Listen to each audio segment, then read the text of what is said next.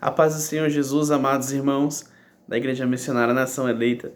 Eu aqui, o presbítero Flávio, e a missionária Maiara, nós estamos aqui para apresentar o nosso trabalho relacionado ao livro de Esté, né? Nós pensamos em algumas maneiras de fazer a apresentação, mas nós optamos por apresentar dessa maneira qual nós vamos apresentar agora, trazendo um resumo da história do livro, né? Que eu creio que é o que os irmãos fizeram também, e trazendo também algumas curiosidades, né? A gente sempre gosta de explanar para que a gente venha agregar no nosso conhecimento. Então, nós vamos trazer aqui algumas curiosidades do livro de Esté, e eu tenho certeza que vai ser edificante, não só para a nossa vida, mas para a vida dos irmãos também. Olha, que você ao ver esse vídeo, você possa aí tomar lições do livro de Esté para a sua vida, que você possa tomar, porque a palavra do Senhor é isso, né? Não é um mero livro, a Bíblia não é um mero livro, a Bíblia é um manual que Deus nos deixou para a gente seguir. São fatos que aconteceram em épocas diferentes, mas que traz isso para nossos dias atuais. Então que você possa meditar junto conosco nesse ensino e que você possa também trazer isso para a sua vida. Essa é a mensagem que a gente quer passar para vocês. Vou deixar a Maiara cumprimentar vocês agora também. Amém. Pai do Senhor Jesus a todos os irmãos. Amém. Bom, o livro de Esté, nós estivemos meditando, né? E o livro vai começar falando sobre o rei Assuero, ou rei Xerxes, né? Que ele é um rei onde ele reina sobre 127 províncias. E ali ele é um rei onde ele gosta de mostrar tudo aquilo que ele tem, ele gosta de se vangloriar. E o início do livro de Esté vai mostrar que ele dá um banquete, ele dá uma festa a todos dali da província de Suzã, e vai dizer que ele, para querer mostrar a sua grandeza, ele vai chamar a rainha Vashti para estar ali em sua presença, e Vashti se nega a estar na presença de Xerxes. Por esse motivo, o rei Xerxes ele fica muito nervoso, fica indignado com aquilo que aconteceu, porque ela se negou a um pedido do rei. E a palavra vai dizer que ali os seus conselheiros vão aconselhar o rei Xerxes a destituir Vashti de como rainha. Falou, olha, melhor tirar Vashti dessa posição, porque se ela fez assim, as outras mulheres vão tomar o exemplo de Vashti e vão querer fazer isso com todos os maridos. E aí o rei, ele destitui Vashti de rainha e ele fica sozinho. Por outro lado, nós vamos ver também Mardoqueu ou Mordecai, né? Que ele é um judeu, que ele mora ali na província de Suzã, juntamente com a sua prima Radassa, né? E ali vai dizer que ele está ali, mas ele segue fiel ao Senhor, né? E a palavra vai dizer que o rei, ele fica se sentindo sozinho e ele é aconselhado mais uma vez, né, pelos seus conselheiros a poder procurar uma nova esposa. E aí os conselheiros vão dizer para ele assim, olha, rei, é bom que você pegue as virgens de Suzã e possa escolher uma nova rainha para o lugar de Vashti, porque não é bom você ficar sozinho. E ali, uma dessas mulheres, uma dessas virgens que é levada para o palácio é exatamente Radassa, que agora é aconselhada pelo seu primo a dizer que o seu nome é Esté, para que ninguém saiba que ela é judia, né? O povo judeu não era um povo muito bem visto, né? O povo era um povo que tinha um só Deus, é um povo que Verdade. não se corrompia com os deuses ali do povo estrangeiro, né? Então ele preferiu, agindo sabiamente, que Radassa pudesse mudar o seu nome dizendo que se chamava Esté. E ali, agora Esther, ela está ali no palácio, ela se perfuma, ela se prepara por 6 meses para estar na presença do rei. E essa preparação faz com que ela seja bem vista aos olhos do rei. Ela se torna a rainha, ela se torna a escolhida. E ali Mardoqueu todos os dias vai na porta do palácio para saber como ela está, né? Eles tinham um carinho muito grande um pelo outro, eles só tinham um ao outro, né? Esther, ela era órfã e Mardoqueu cuidou dela como se fosse uma filha. E ali ele tem todo o cuidado de estar ali sabendo como ela está. E a palavra vai dizer que uma das pessoas que agora é exaltada pelo rei é Amã, né? Amã, ele é consagrado, né? Podemos dizer assim, ele é colocado numa posição de príncipe do rei. Ele é colocado numa posição de uma das pessoas, né? de uma das pessoas mais importantes assim do reinado do rei Xerxes. E aí, pensa como ele ficou assim, se achando, né? Já achava o próprio rei, né? Então, ele queria que por onde ele passasse, as pessoas se dobrassem e reconhecessem que ele era uma pessoa importante, né? Verdade. E, Mayara, também o legal que você falou na questão dos judeus, né? Um povo que era odiado. Justamente por isso, por não se curvar. Justamente eles eram odiados porque ele era um povo que, vamos supor, tinha um rei ali, mas eles não se curvavam para o rei. Eles respeitavam as leis do rei, mas eles não se curvavam como a maioria da sociedade fazia. E é isso que é o difícil, você estar num lugar e você não se corromper, né? Porque hoje em dia o crente, quando ele está em qualquer lugar, ele acaba se adaptando ao jeito daquele lugar. Só que nós não devemos nos adaptar a nenhum lugar, as pessoas têm que nos adaptar ao nosso jeito, né? Aí eu tô perto de quem fala palavrão, vou falar palavrão.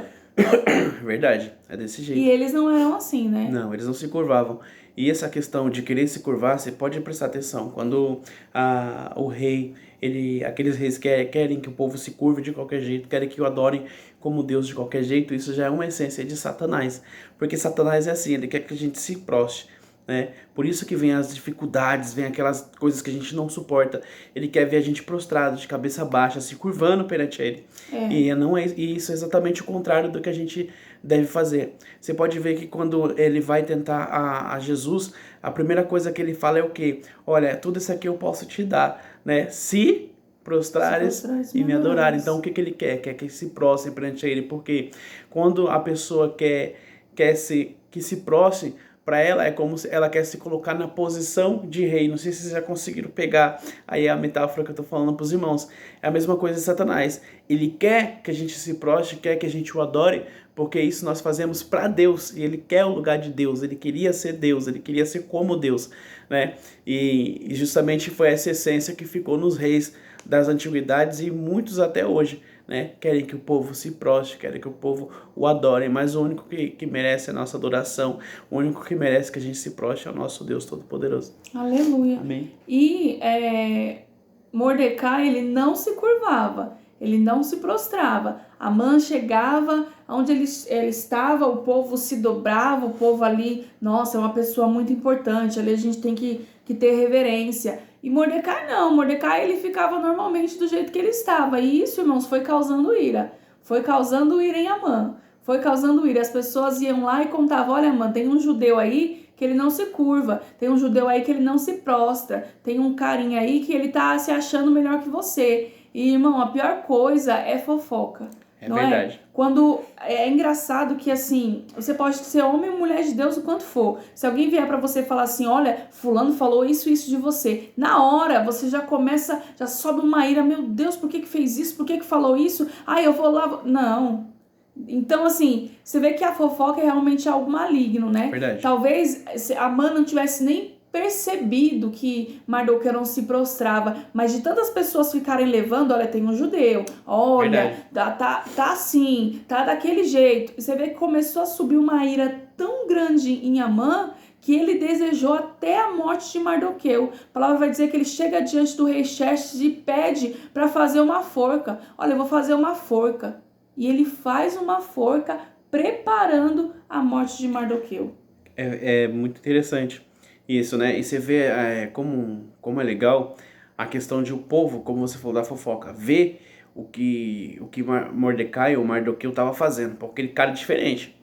Aquele cara, ele não faz igual a gente faz. Porque a gente se curva quando a mão passa, mas ele não faz daquele jeito. Aquele cara é diferenciado, né? E no meio de todo aquele povo, a atitude diferente faz com que chamem a atenção, né?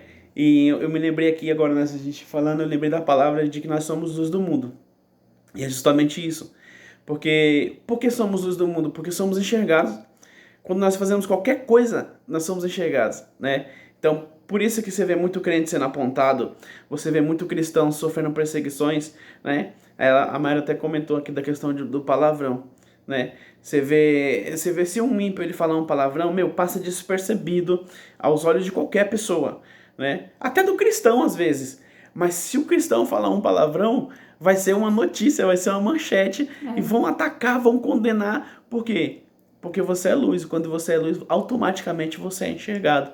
A atitude diferente de Mardoqueu, de não se prostrar, fez com que ele fosse enxergado. Muitas das vezes você sofre perseguições porque você é diferente. Muitas das vezes você sofre, né, aquelas ameaças, muitas vezes você vê aquelas pessoas te perseguindo, querendo acabar com você, fazendo fofoca da sua vida, é porque você tem atitudes diferentes e isso tem chamado a atenção. Eu vi até uma frase essa semana que falava assim, muitas vezes você vai ser amado por quem você é, mas também será odiado exatamente por ser quem você é. Forte. Então algumas pessoas vão te admirar pelo que você faz e outras vão te odiar exatamente pelo que você faz. É verdade.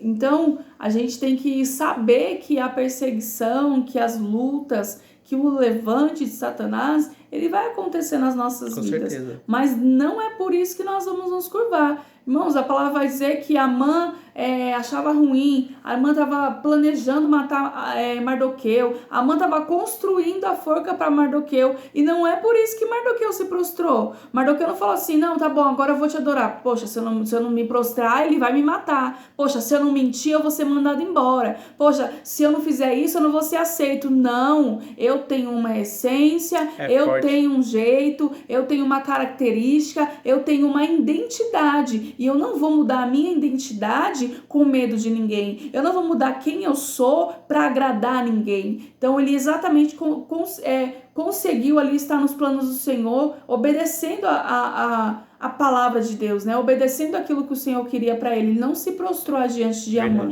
E a palavra vai dizer que Amã, ele chega diante do rei agora e ele quer matar Mardoqueu. Ele quer acabar com Mardoqueu. E ele chega diante do rei e fala assim, olha, eu querendo matar, né, alguém. E o rei logo corta ele, porque o rei na noite anterior, ele foi ler as crônicas do reinado e viu que tinha Mardoqueu ali, que tinha feito algo bom e não tinha sido recompensado, né? Verdade. Dois eunucos, Bigtan e Teres, tinha armado contra o rei, e Mardoqueu ali avisou apressadamente e o rei teve o livramento. O rei passou despercebido, não deu recompensa nenhuma, mas o homem esquece, mas Deus ele lembra, né? Forte. E nos recompensa. Deus fez ele lembrar, Deus fez ele ler as crônicas do rei, e aí lembrou, falou, peraí, o que ele recebeu? Recebeu nada, peraí. E quando, irmãos, Amã tá entrando para pedir a cabeça de Mardoqueu, o rei ele diz assim, olha, o que eu devo fazer? O que deve fazer o rei a quem eu quero honrar? E aí Amã, cheio de orgulho, né? É verdade. Cheio de, opa, agora é minha vez. É verdade. É interessante isso. Pensando que era ele, né? Uhum. E decreta a vitória todinha de Mordecai. E você vê, tem algo muito forte, né, nessa passagem. Você vê que Amã já estava premeditando a morte de Mardoqueu, né? Mas ele estava querendo a morte de Mardoqueu, só que Deus já estava preparando a vitória, a exaltação, né? Isso é incrível, porque o inimigo ele já determinou. O inimigo já determinou o teu fracasso. Só que o legal disso é que enquanto o inimigo ele decreta o teu fracasso, a tua derrota, Deus determina a tua honra, Deus determina a tua vitória. Aleluia. E a palavra maior é a de Deus, não é de Satanás. Satanás premedita a tua morte, mas Deus determina a tua honra. Tá entendendo a diferença? Quando Mardoqueu estava na porta, como a missionária acabou de falar, ali na porta do palácio, foi onde Deus fez com que ele enxergasse a conspiração contra o rei, feita pelo próprio Amã, porque queria matar o próprio rei dele. Você veja como ele era um traidor. E ali Deus usa Mardoqueu para alertar para que aquele homicídio, né, contra o rei não acontecesse. Você veja a importância, ele estava na porta do palácio. Inclusive eu tenho um amigo meu que já ministrou isso várias vezes e eu peguei e tomei posse para minha vida, né? A importância de você estar na porta e não no palácio. É mais importante você estar na porta do que no palácio. Quando ele está na porta, ali talvez as pessoas desmerecessem, passassem por ele, não desse nada, mas na porta do palácio foi onde Deus usou ele, né? E quando a gente está na porta, a gente é usado. Alguém aí já está ouvindo a gente, já entendeu quem é a porta, né? E quando a gente está na porta, a gente tem vitória, a gente é honrado, talvez na mesma hora que a gente passa pela situação, não. Mas pode, olha, irmão, demorar 1 ano, 2 anos, 3 anos, 3 meses, 5 meses, quanto tempo for. A palavra do Senhor diz o quê? Passará céus e terra, mas a minha palavra não passará. Ou seja, ele não foi exaltado no momento a qual ele foi usado para defender o rei, para evitar a morte do rei.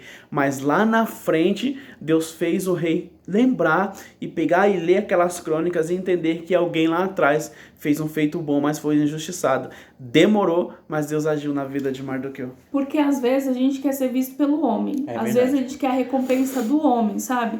Mas Deus é quem vai nos dar a recompensa. Às vezes a gente fica querendo fazer para as pessoas ver, né? E isso não é, irmão, não é a essência do Senhor. Tem um versículo, Mayara, que é bem legal, que fala assim, ó, aquele que recebe glória de homem não precisa da glória de Deus. Então, e às vezes a gente quer ser visto, né?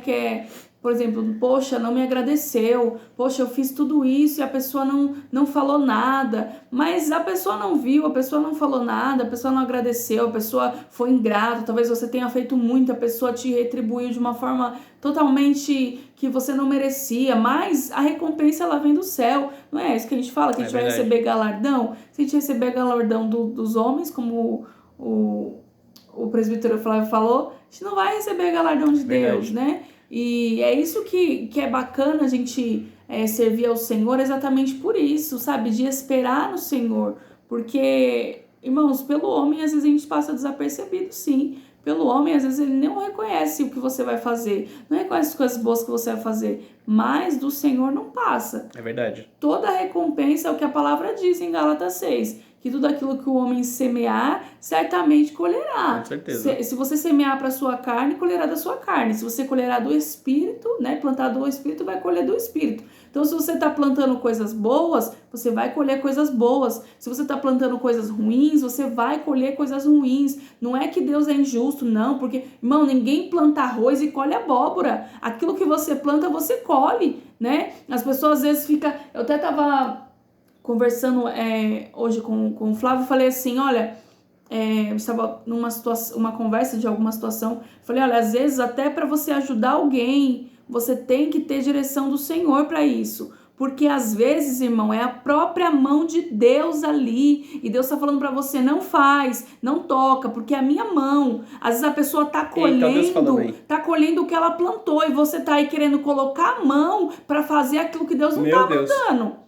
Irmão, às vezes a pessoa tá colhendo o que ela plantou e é um tratamento de Deus, né? Quantas pessoas aí que fazem a obra em hospital, que às vezes vai orar por cura para algum enfermo que tá lá e Deus fala assim, não, eu não vou curar porque é a minha mão, eu não vou curar porque sou eu que tô fazendo, é a minha mão aqui, é o meu tratamento com ele. E às vezes, irmão, a gente quer tomar a frente de Deus, né? Verdade. A gente quer fazer, sendo que ali é uma colheita que a pessoa tá colhendo e a gente não tem como interferir na colheita, irmão. A gente não tem como fazer o nosso irmão, o meu marido, o meu pai, a minha mãe não colher o que plantou, porque todo mundo vai colher o que plantou. Olha, né? Que forte. Do nada aqui Deus me lembrou de outra palavra, né?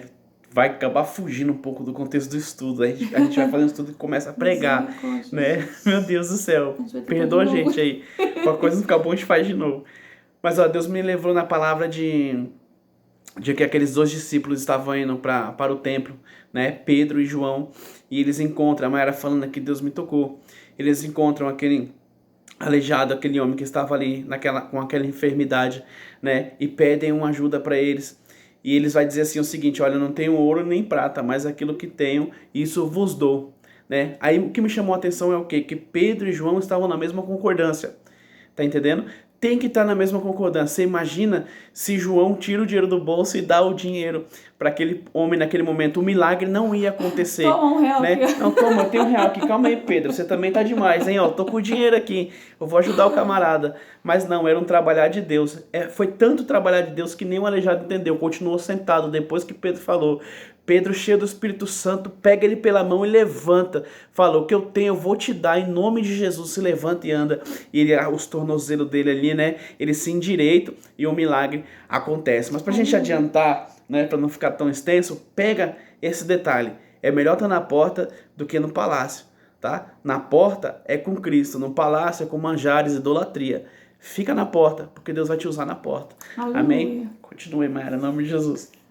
Oh, glória. Irmãos, a palavra vai dizer que Amã, cheio de soberba, né? Cheio de querer, ele vai falar pro rei aquilo que ele gostaria que tivesse sido feito com ele. Ele vai dizer, olha, pega o seu cavalo, veste o seu manto, sai gritando pela cidade, assim faz o rei assim faz o rei ao homem que o rei deseja honrar. Sai gritando para que todos saibam que esse é um homem honrado. E ele pega e sabe, fala o quê? Tudo bem, vai lá e faz com Mardoqueu. Irmãos, aí que entra, olha, queria tanto mal, que é o que aconteceu, teve que honrar, teve que ser usado para honrar Mardoqueu. Irmãos, e a palavra não vai dizer em nenhum momento que Mardoqueu tava questionando e falando mal do rei. Nossa, não me viu. Nossa, não me recompensou. Nossa, eu fiz e não me viu. Não, irmãos, ele fez e esqueceu, entregou na mão de Deus. E depois teve que ser honrado na frente de todo mundo para saber quem era o Deus dele. Tá vendo? Muito forte. E aí a palavra vai dizer que Amã fica mais furioso, sobe a ira daquele homem. A palavra vai dizer que ele vai jogar cartas, né? Que ele era uma pessoa que ele jogava cartas, jogava sorte, né? Para poder saber ali qual eram as datas certas, como ele deveria agir, né? Coisas de feitiçaria, né? Adivinhação, essas coisas que a gente sabe que não provém de Deus. E é uma coisa que até a gente fica indignado, né? Que, irmãos, pensa, eu fico até um pouco assim, né? O crente tá lá e posta lá a frase de Deus: Senhor, meu pastor, nada me faltará. Aí depois posta lá, signo de Libra. O signo diz assim, irmão, ou você acredita na palavra ou você acredita na astrologia. Ou você acredita em Deus ou você acredita nas cartas. Não tem como você servir a dois deuses, né? Crente que tá na palavra de Deus e tá acreditando em astrologia, acreditando em coisas que passam na televisão. Coxando dois pensamentos. Coxando dois pensamentos, adivinhações, não é da parte de Deus. Eu sei que a maior ansiedade do homem é para saber o que vai acontecer no futuro, não é? Mas, irmãos, há meios divinos para saber disso. É você lendo a palavra do Senhor, é você tendo uma comunhão com Deus, não tentando, às vezes, ir atrás de profeta que entrega a revelação, não tentando ver na astrologia. Irmãos, essas coisas às vezes não provêm do Senhor, né? E muito que a gente procura, às vezes, que acaba recebendo coisas ruins, né? Amã vivia lá jogando carta para saber a data certa, para saber a estratégia, e acabou se dando mal. A palavra vai dizer que ele vai chegar no rei, pedir o anel real para poder decretar que eliminassem todos os judeus. Ele fala, tem um povo aí que não se curva, tem um povo aí que não se prostra, e eu quero que o Senhor me dê aí o seu anel para eu poder decretar que todos eles possam morrer, fazer uma chacina. E a palavra vai dizer que o rei, ele dá. Fala, não, tudo bem, vai lá, faz o que você achar melhor. Verdade. Mayara, um minutinho. Vamos fazer o seguinte, vamos encerrar esse vídeo e a gente continua com outro vídeo para não ficar muito extenso. Aí nós vamos mandar esse vídeo e a gente vai gravar outro, aí você aguarda aí que a gente já vem com a continuação, em nome de Jesus. Amém?